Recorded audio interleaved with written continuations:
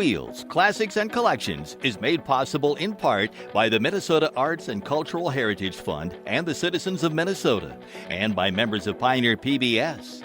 Thank you.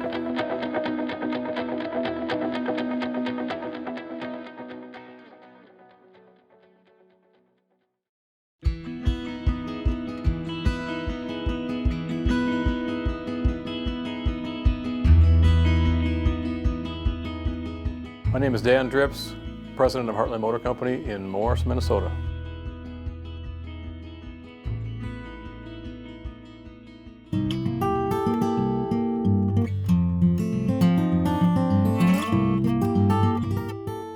My grandpa started the business back in the 40s in Morris.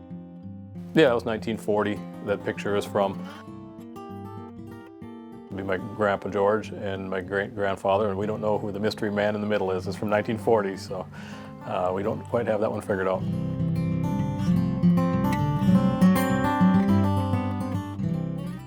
George was a fixer, a tinkerer. He liked to repair things, so he started in radiator business and welding, and so people would come from miles around because he was a good welder. And he would weld all kinds of different things and fix radiators and things like that. So drips and radiators, and yeah, it made sense. So he was doing that and decided to get into the car business. So he was fixing cars for people and just real mechanical mind. And there's a house on the west side of town that's still around that he was selling Oldsmobiles out of his garage, basically. There's cars on the yard that he's got on display, and he had a shop there that he would do his repairs out of that shop, and so I assume he was, between the house and the shop, was conducting business, got the Oldsmobile franchise in 1941, and was selling Oldsmobiles out of his house.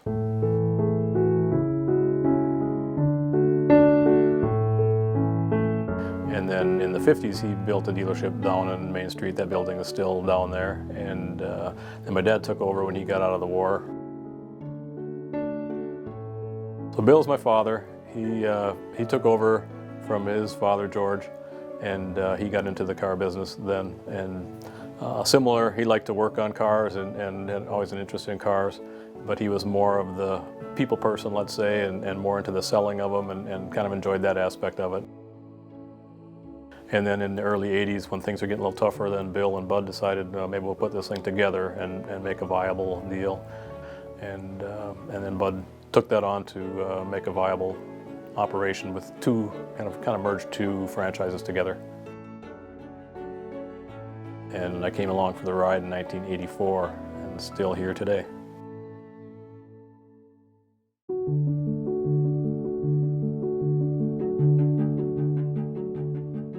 It's a 1949, and my grandpa sold that new to Alfred Jurgensen. He's a mink farmer from town here, and then he traded it in at some point, and it had just been sitting back on the lot. It's a 30-year-old pickup when I'm getting an interest in it, and I'm thinking, well, that would be kind of cool to fix up. So I'm a senior in high school, and it was a little project that I thought, well, I'll take that on and fix that up, just restore it, because there's nothing happening to it. Like I said, just sitting there getting older, and nobody wanted to buy a 30-year-old pickup sitting on the lot, and so I thought, I'll fix it up. And Arnie Colden was a technician for us, and a little downtime here or there. He'd had some body experience, so he'd paint it, I'd sand it, and we took it apart and painted it one piece at a time. Not the ideal way to do a job, but our budget was pretty tight, so we just did it when we had time to do that.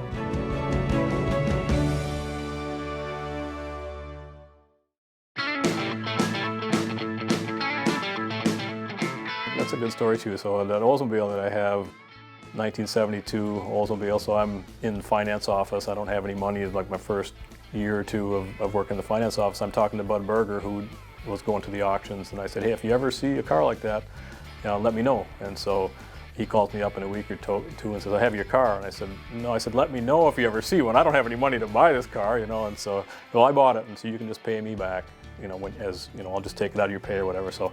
So it became mine, and I had Jim Snowberg in town here at the body shop. He painted it up for me and did some of the restoring for me, and I've just been dabbling with it ever since. So kind of a fun car, and just got a good story behind it, and had it at my wedding and those types of things, just memories that you can't replace. If a lot of people want to buy it, then I'm just like, oh, no, then I don't have it. I can sell it, or I can keep it. I'll just keep it.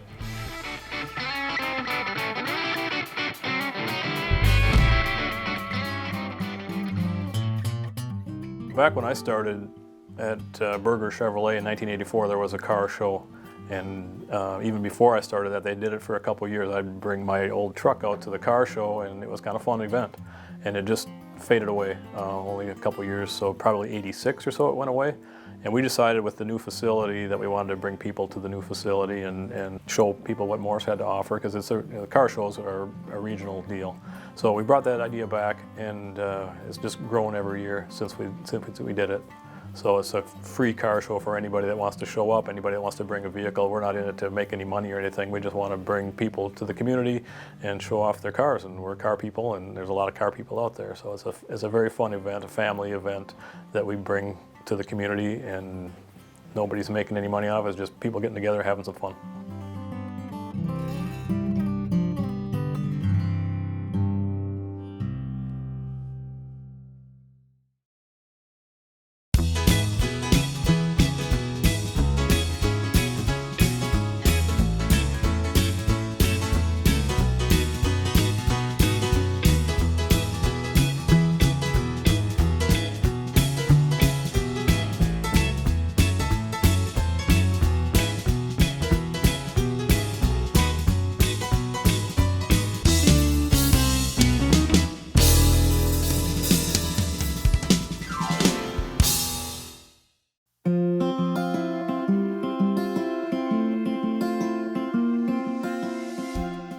My name is Lyle Hoydall. Drove stock car for many years, about 30 years.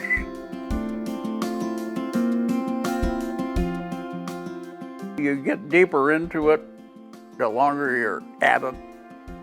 Some good years, some bad years. Spent quite a bit of time upside down. Hey, that's all part of it.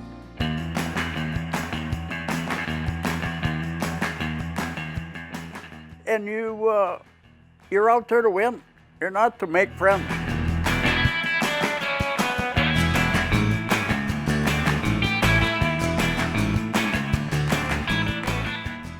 My brother Bernie, he raced too down here, and we built our cars in the building on the south end of Main Street of Holloway.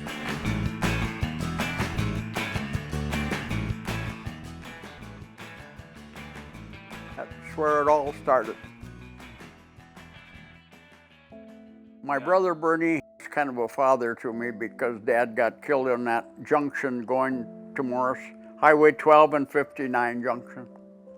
I never knew him.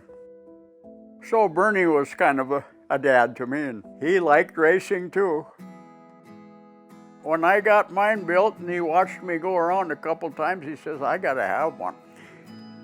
And he had that old Mercury sitting there, chopped it up, made a race car out of it, done quite well with it. He bought old cars and scrapped them out and sold parts off of them and stuff. We just picked one out of the pile that ran and went racing, I guess.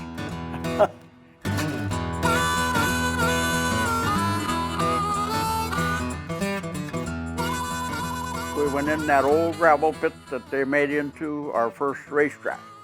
They graded it up right on the gravel almost, put some black dirt over the top of it, and then bladed it down, watered it. Yeah, it wasn't the best track, but it got us going. It's me right there. I was in third place.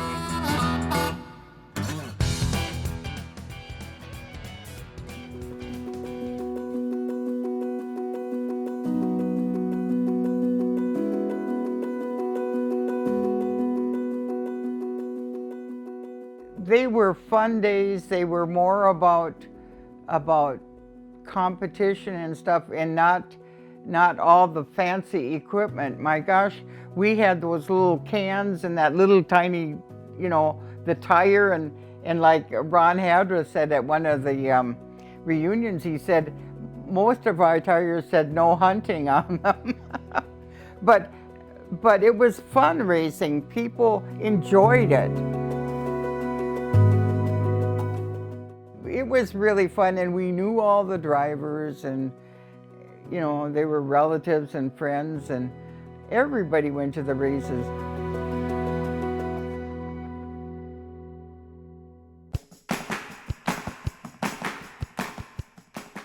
But see then, if you started out with an old 39 Ford, it wasn't worth nothing. It probably would be today. But you could pick one up in the junkyard easy for just a few dollars. And that's what you'd start putting roll bars in them and make a racer out of it. We made our own stuff.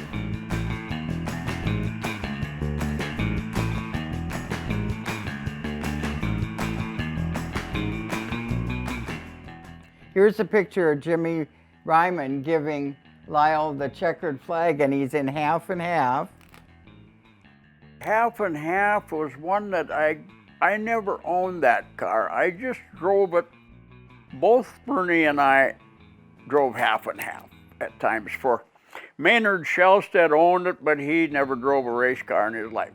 He just wanted to own that car. And there was quite a history of half and half. That was well used before it come to this area. It was built up in Morris, Minnesota.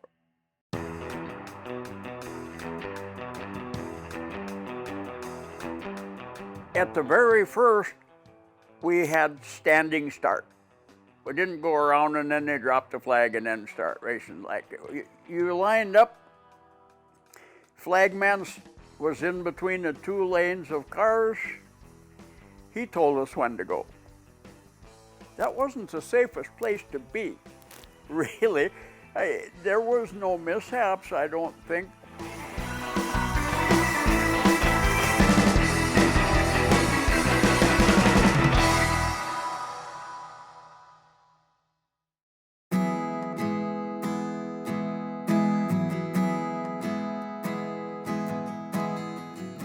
Got my son Scott involved in it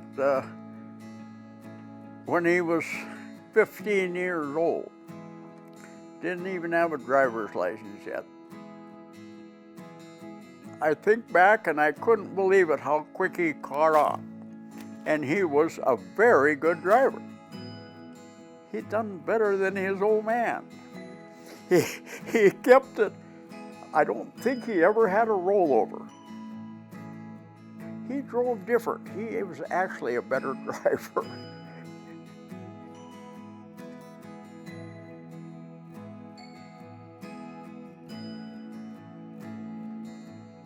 I would still like to get in one and try it.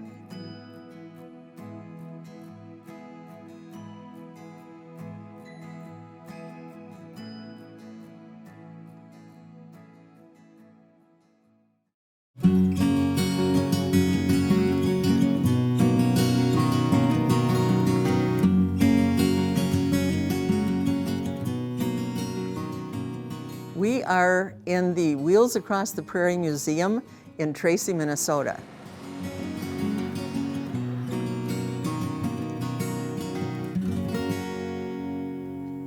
We have many things at this museum. There's many buildings, and it was kind of built on the idea that wheels helped build the prairie.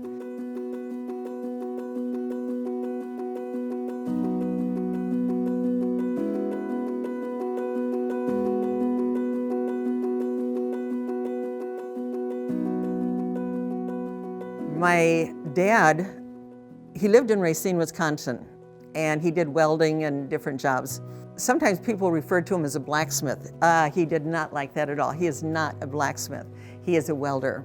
He happened to find Tracy, and I have a little postcard he sent to my mom saying he was in Slayton and he thinks he found the town, and Tracy seemed to be just the right town.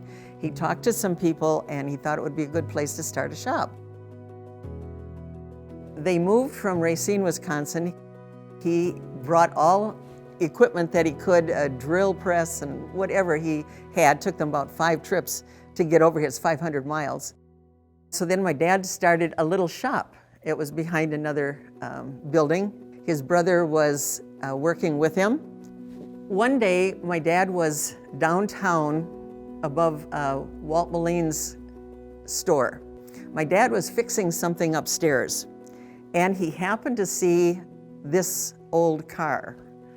And he didn't know what the name of it was. It was dusty, it was dirty, there was parts. So he wanted it. So he decided that he would have my mom, next time she's in the meat market, ask Walt what he wanted for the car.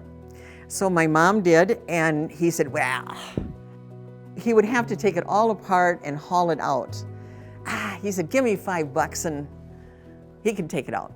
My mom told my dad did not sleep that night. The next morning he was in there first thing, he put a $5 bill on the counter and he said, I'm taking it out. So he and his brother had to take the wheels off, they had to take it apart, and then they brought it to their little shop. And they started working on it. And I believe in 1949 was the first time he put it in the Boxcar Day Parade that we have on Labor Day. And it's the first car in Tracy that we know of anyway. He advertised it as the first car in Tracy and put his Fireball welders on there and drove, and they would dress up in their outfits and drive. Everybody loved them because they were friendly. They'd go over to the side and wave and talk and carry on. So it was really fun. People were quite surprised to see this car looking like a buggy coming running down the road.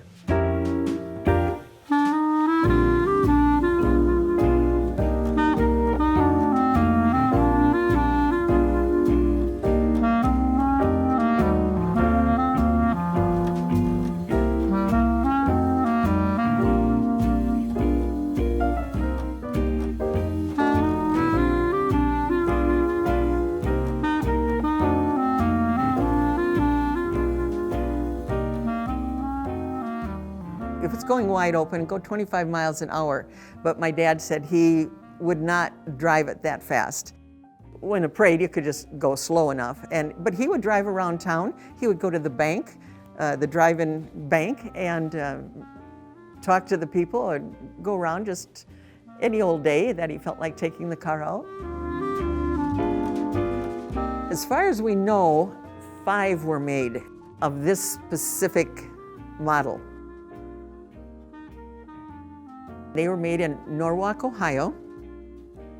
We believe the original cost of the car was $650. Originally, it had like a cover. Like on a buggy, the cover would go over your head so that you could be away from any rain or something. So it's not mint condition, but it's good condition, it's running condition. And I can still picture him cranking it up as 3 cranks, and he would have that running along.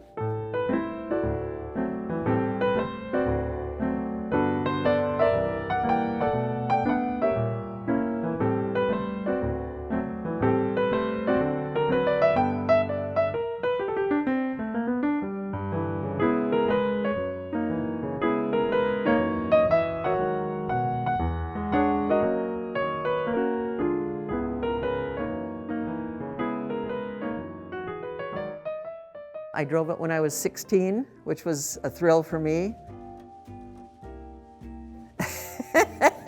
It's actually quite different than driving a regular car.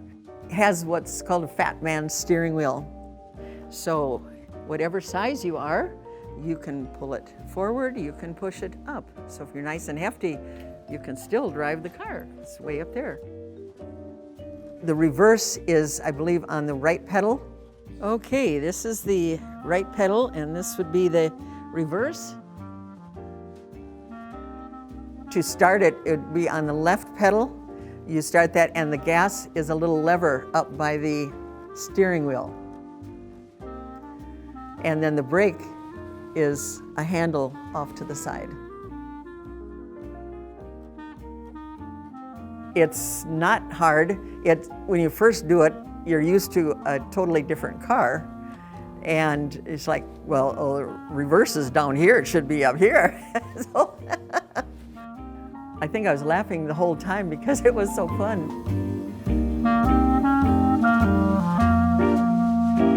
It's a pretty special car, so I want it to stay in Tracy forever so people can see it and enjoy it.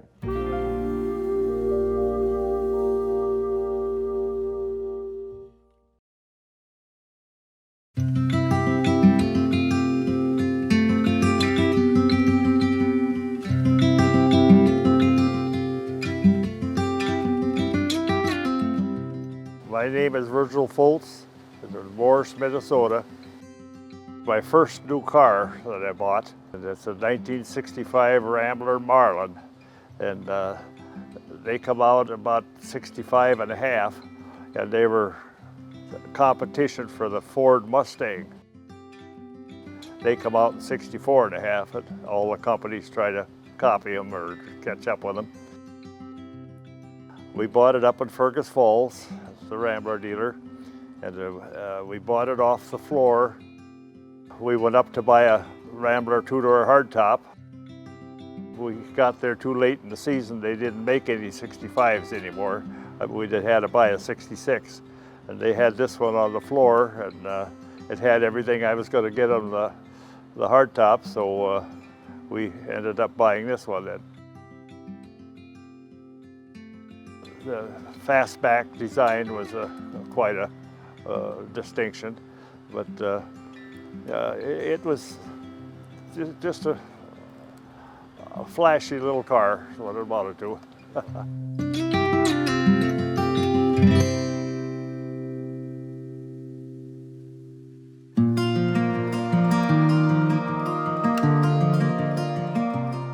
We started out with a 1950 Hudson. That was my first one. I was 18 when I got that. I was just out of school.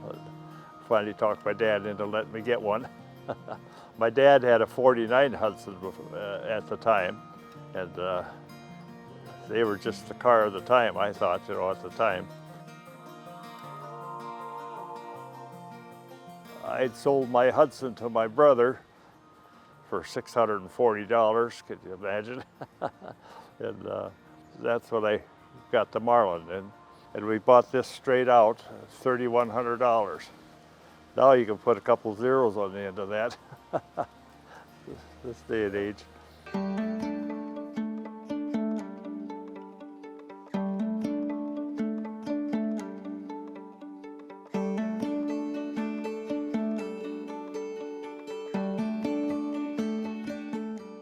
They put in what they call a twin stick overdrive transmission.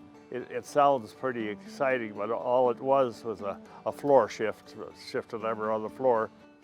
Most cars had the overdrive, or all the other cars had the overdrive button under the hood lever here, like a hood pull. They just put it up here for they call it the twin stick overdrive. Of all the features I've got in it, that's the thing at the car shows that I take it to and so on. That's the first question I get asked is, what's them two levers about? And that's all it is, that lever, instead of being like a hood pull under the dash, where they put it down here on the shifted lever. Other than that, it's just a regular 3-speed.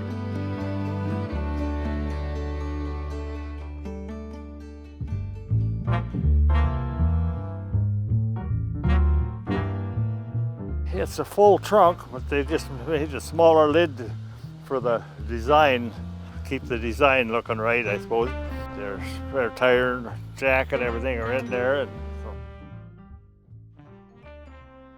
We used to run a roller skating business, a small one, and we had a big box. We had a slide in there every time, and it fit fine. It made it all the time. And then we pulled a trailer besides, so it was a good workhorse. It made a nice family car. Could always get about 30 miles a gallon. It worked out fine for us. We drove it 7 years as a family car, and the family got a little too big, so we had to start going to station wagons.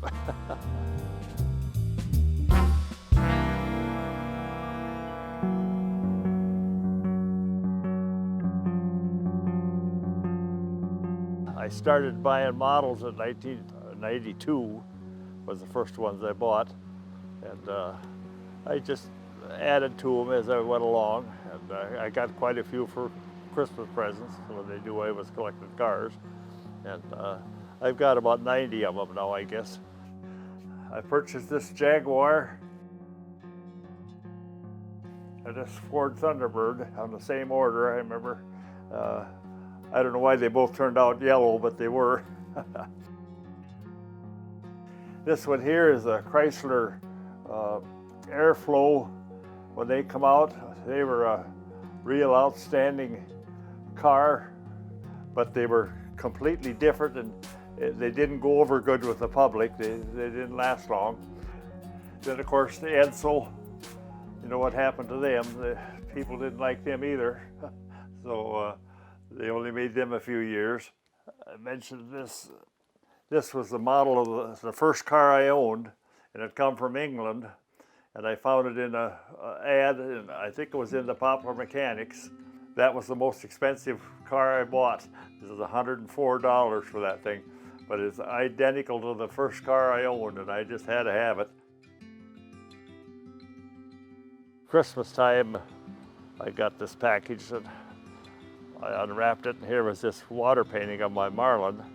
And a lady from Appleton had painted it for my wife.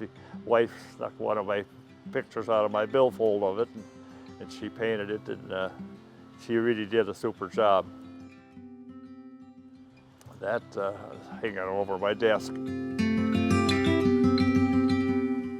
Just a fun car to have around because people just don't know what it is. Very few people have seen them actually. And, they say Rambler. Oh, I've never seen a Rambler like that, you know. So it's kind of fun.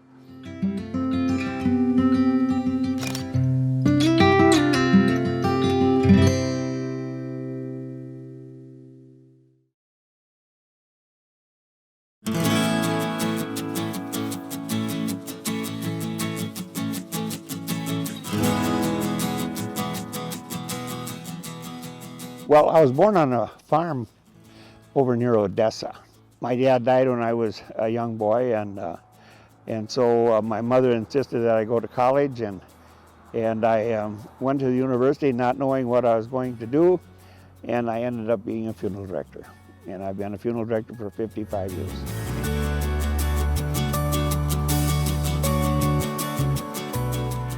When I was a young boy, there was up at Ortonville, the newspaper in Ortonville was owned by the Karcher family. And Jim Karcher, back in the 50s, he had a 55 Thunderbird. And boy, I really thought that was the cat's meow.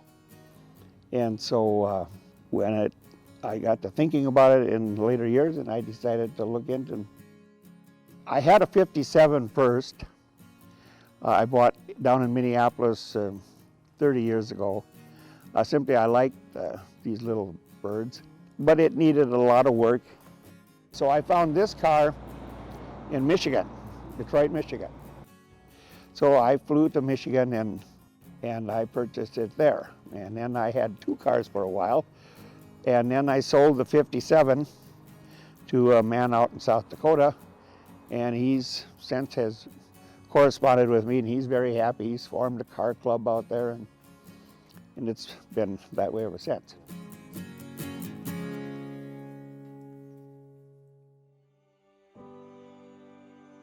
It's been totally, the body off the frame, every nut and bolt has been removed and replaced, the transmission and motor. It's really a new car. Runs like a new one. The big difference in the 56 is, what I like about it is they came with a Continental kit. 55s and 57s, you could not put one on. They weren't designed for it at all.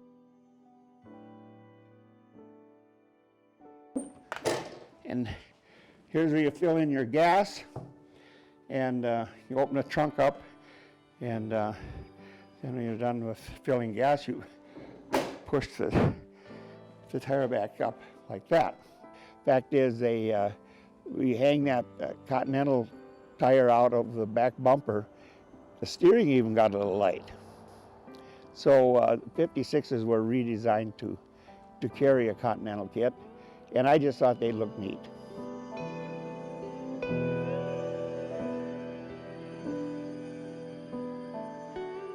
You could buy a convertible top and a hard top like I have, and the convertible top was manual. You just pulled it up by your hand, and I think Ford offered it in 2 colors because he had a lot of canvas in those 2 colors. And so he wasn't going to spend any extra money. And I think they're black and white.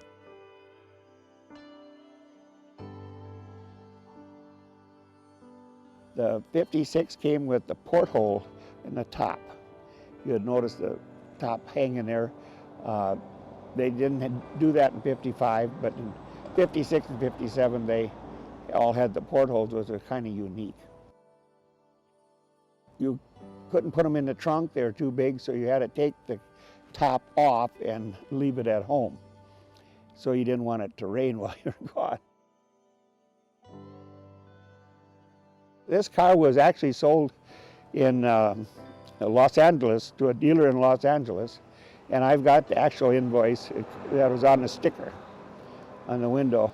I think it total price was $2,800, something like that.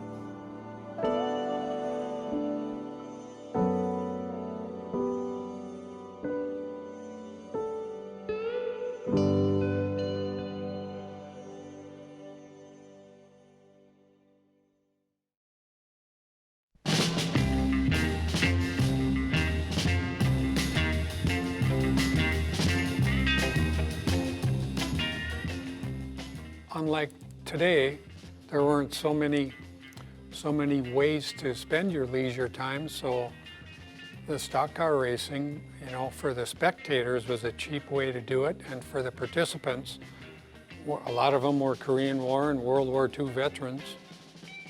For them, it was just a fun way to probably drink a little bit of beer afterwards and race their cars.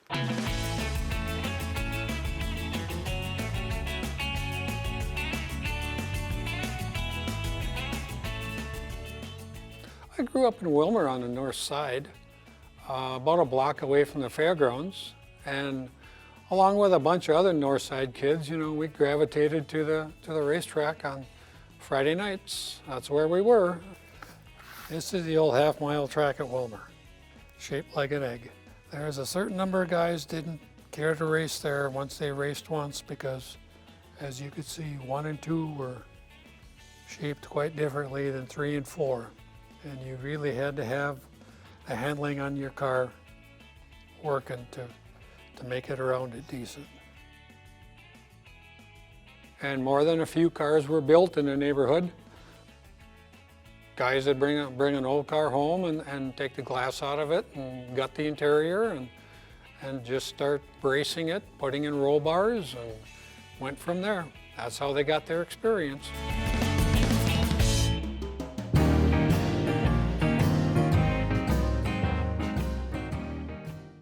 I suspect maybe some of the guys, they just decided to use maybe like their home address, you know, where they lived, like 521 or 503, something like that, 588.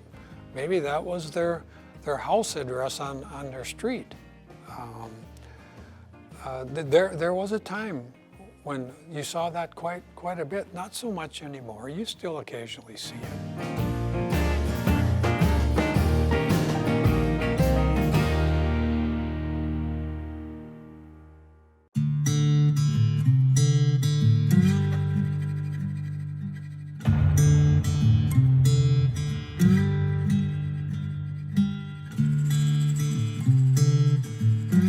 It was put together by a friend from Appleton, Glenn Schrock, who unfortunately passed away in 2018. But his dad, Cliff, was a mechanic in Appleton and raced from like 57 to 64.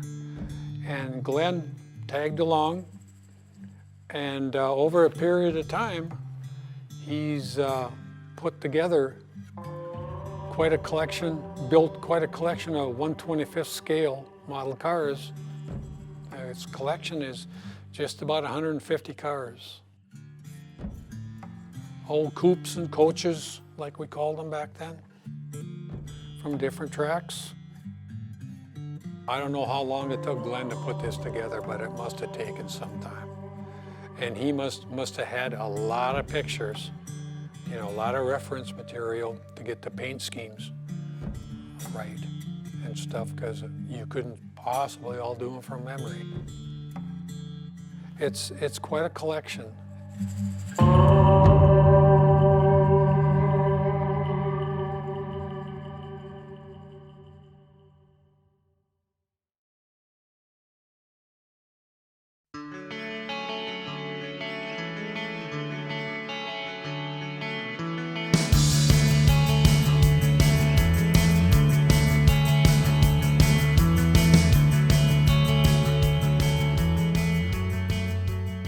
My name is Vaughn Veit. I'm the president of Veit Automotive Foundation. I'm a collector, I guess, and I started collecting stuff, and then I realized that these older guys, they were dying off and or retiring, and their collections were sold. So I just decided to start a foundation so mine could stay here permanently for years after I'm gone. Because it's just a part of history. You know, it's evolved so much, the cars and stuff. I just wanted to save it.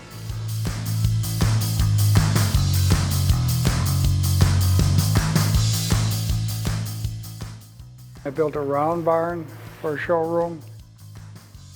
And this building here is a Gothic style. And I just wanted to kind of keep things, because the old barns are disappearing.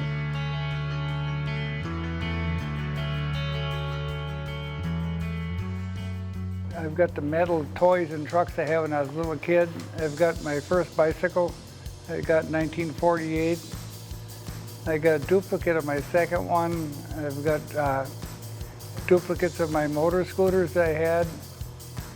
I've got my first car, and the first hot rod I built too.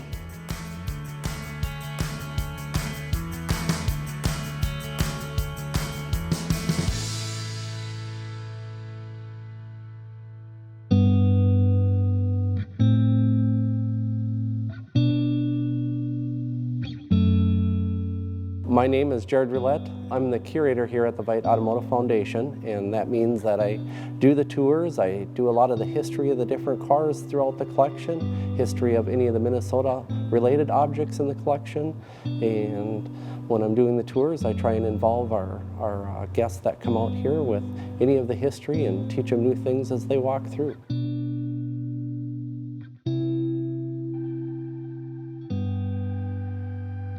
Here we have Tri-5 Chevys and 33 Fords. We got a great collection of gas pumps, and it's always an everyday learning experience, not only for myself, but anybody that's part of our crew here at the foundation.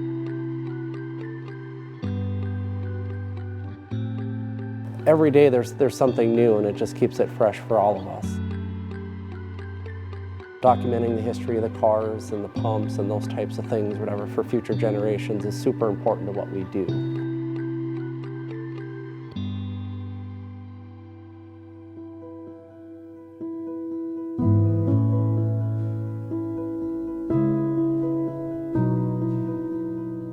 I like 33 Fords. They were a one-off car. The front ends are delicate and feminine looking, and that's the only way I can describe them. First time I saw them, I fell in love with them. So I think I own 20 of them. I have every body style in 33 Ford. In fact, I have the first 33 Ford ever built, serial number 001, and it's a prototype. And we located, we're restoring that now.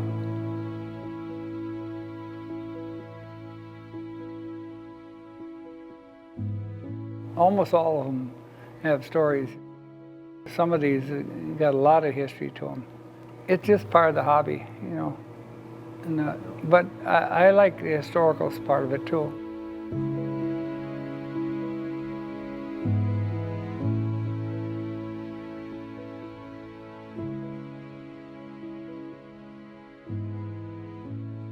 grandfather's windmill off his home farm in Rockford, Greenfield Township. That was the only thing left on the 80 acres, and I tried to buy it from the guy for 20 years. Finally, I took my 80-year-old aunt out there, and she used to date this farmer, and she talked me to sell it to me. And I moved it out here, restored it, moved it, put it here. And different things. I've got a lot of old stuff from families, from their farms and stuff like that. Tools, different things. Just hanging on to history.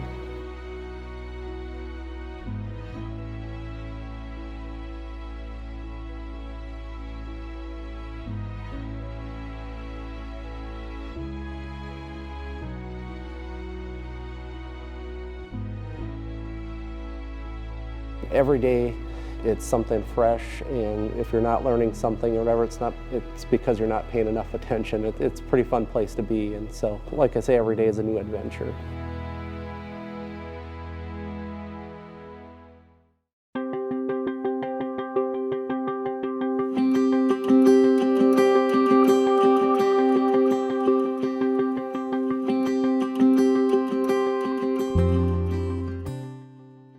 My business is Easy Chassis Swaps, which is conversion kits to put classic and vintage trucks on more modern, safer chassis so they're drivable. And also Ed's Auto Welding, what we're standing in front here, is the shop where we put them together for customers. We're in Watson, Minnesota.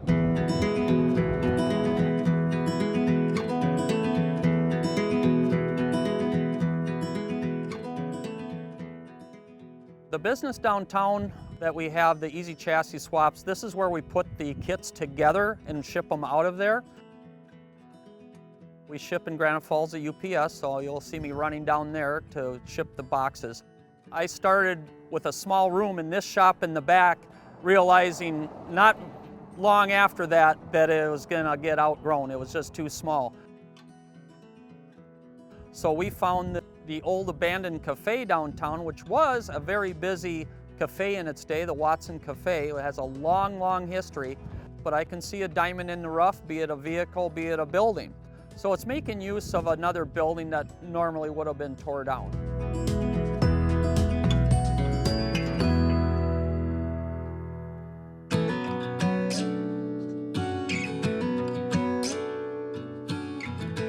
Projects that we're working on now, we have a 42 Chevy dually that's going to be a working dump truck for this guy's business. He's out of central Colorado.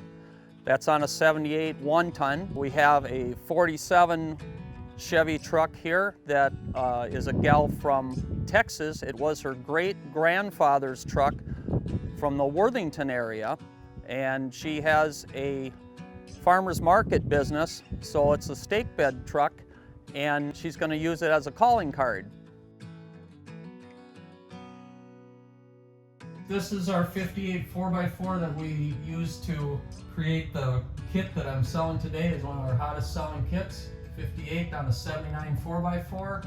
This is our Betty Lou, which is on a Caprice. We drive that around. This is a four-wheel drive. We also have a 59 in the shop right now. It's a 59 long bed on a 4x4 chassis, a 79, but it's got a 2003 6.0 V8, modern V8, and it's what you call patina. A lot of these are patina, which means it's got weathered paint. That's what people want, instead of the nice paint they have to worry about.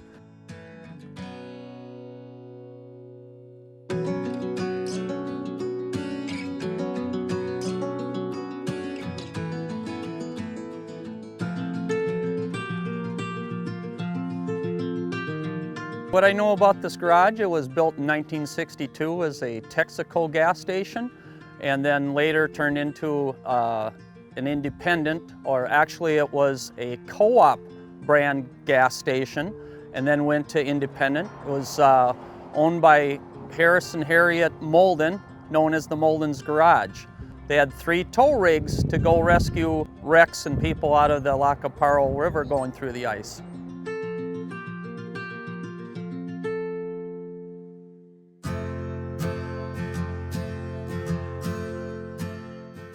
One of my favorite projects here, it's a shop truck called Blue Angel.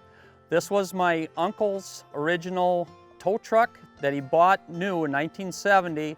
As far as I know, it's the only new vehicle he ever bought.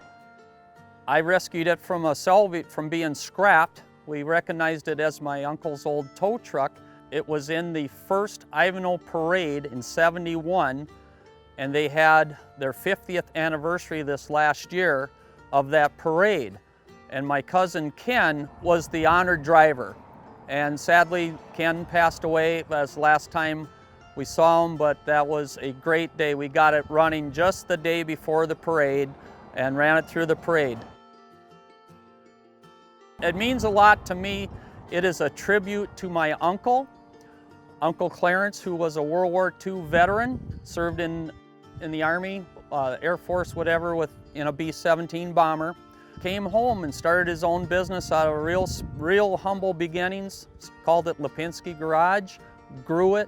He worked till his 80s in that garage, and now his grandson Chris took over. It's still open today in Ivanhoe, Minnesota. I'm doing what I love to do in my later years. Here I am living my dream, 61 years old with more work than we can handle.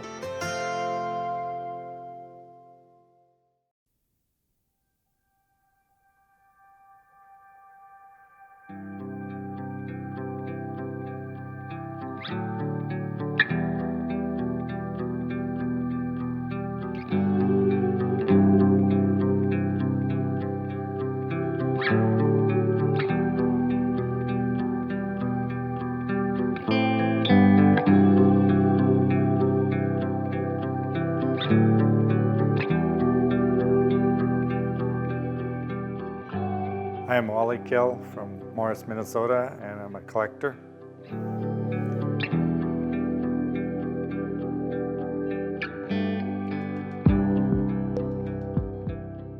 Started out as just a fun project, but it kind of ballooned into more than that after people started stopping in to look at it, I guess.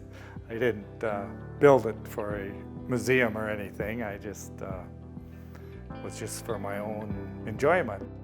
I had all these signs and stuff scattered around, stacked in the corner in my pole shed. And I thought, wow, I'm gonna put this model gas station up so I can display them nicely in there. And so that's what I did.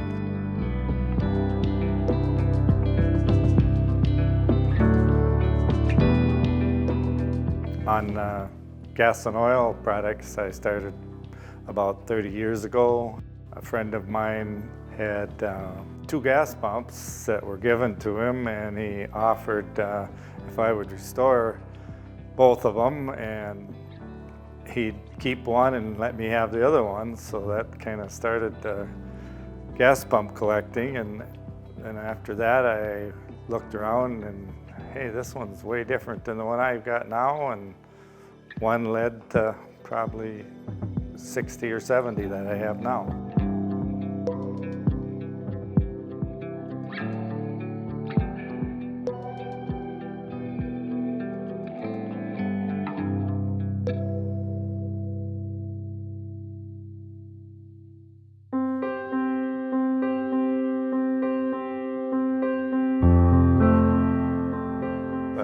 Purchased this old wrecker truck that originally came from Benson, Minnesota, and I decided that was a 1955 Chevy wrecker.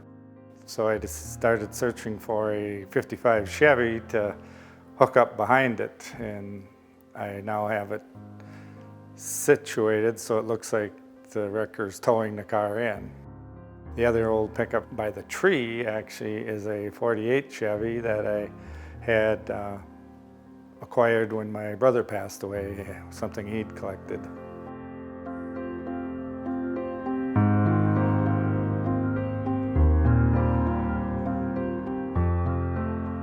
Well, I lean towards the Chevys, I guess. I really am not into the Ford restoration business. I love Chevys, I guess.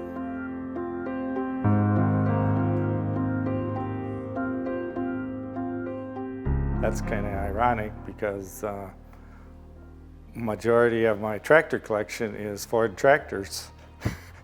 I've got probably 25 different Ford models of Ford tractors that I've collected over the years, but no cars.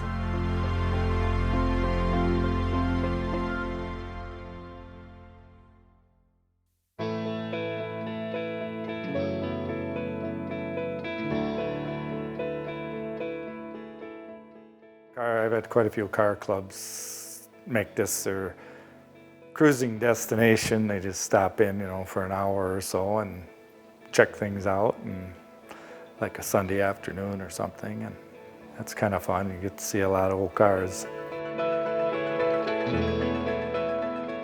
There's a few younger kids that come, and they are just in awe of how these gas pumps all look different, and each one is so unique and different, and I like to restore them and keep it alive for history. It must be a passion. You just get started on it, and one thing leads to another, I guess.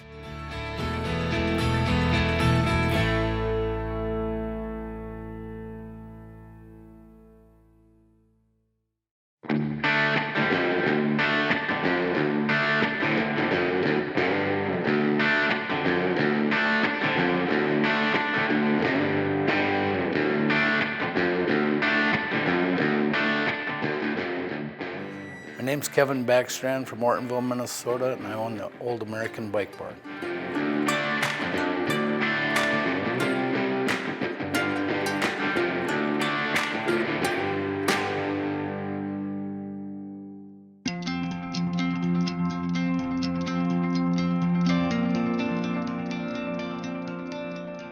I would describe the American Bike Barn as a place to come and view old motorcycles. We built it so people could enjoy our stuff rather than have it in our garage.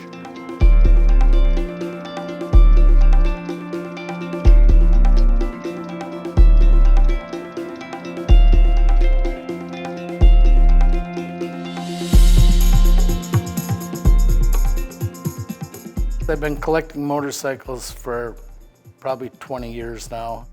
We invite the public to come in and enjoy what we have and what we've collected. We have fun with people that come in, and that's what the whole deal about these old motorcycles is, talking to people, and everybody has a story that comes in about an old motorcycle, so it's pretty neat.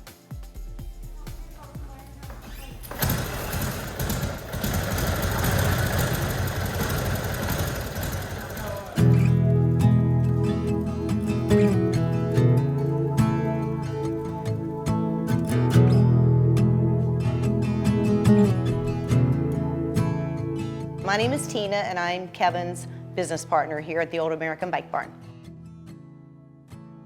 He knows everything and pretty much everybody in the bike industry, just from Harleys to Indians. He's just my mentor.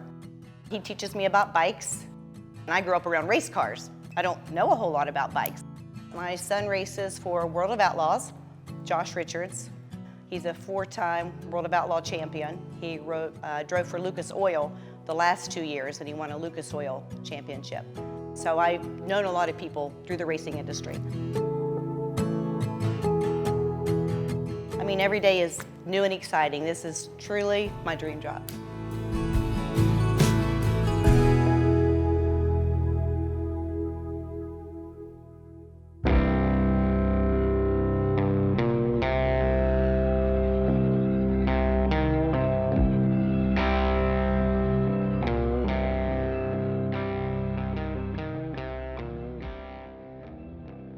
We took this building down. It was across the road from John's Auto Wrecking down in Odessa. We bought it from John. It was the old Connie barn.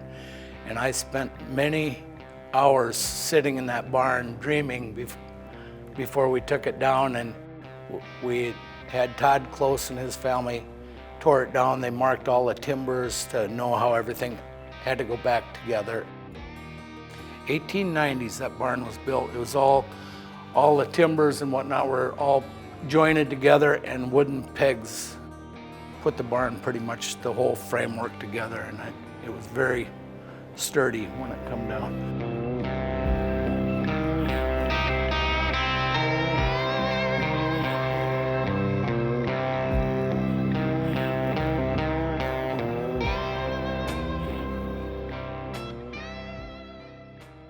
We used the whole barn up, except for the one wall we did not have enough room for. We got that from Jerry Longhenry, the Granite View Farm sign out there. Now it's from Jerry's barn. A lot of people recognize that when they come in here because it stood there for years. It's a pretty neat piece to have in here.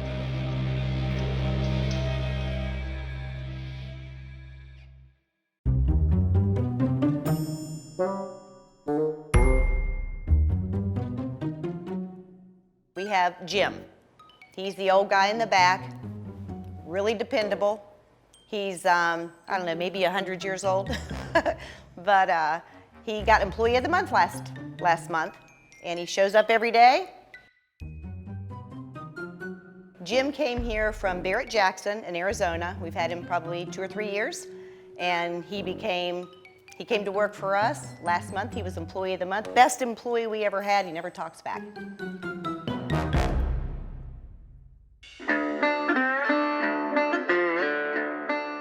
A big dream and an old barn made it happen. It makes me feel good to come to work.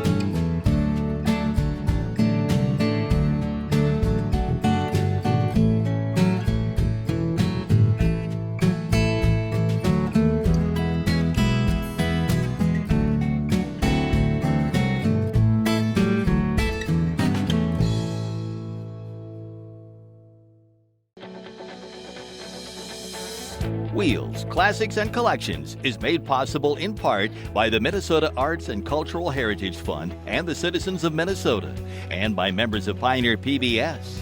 Thank you.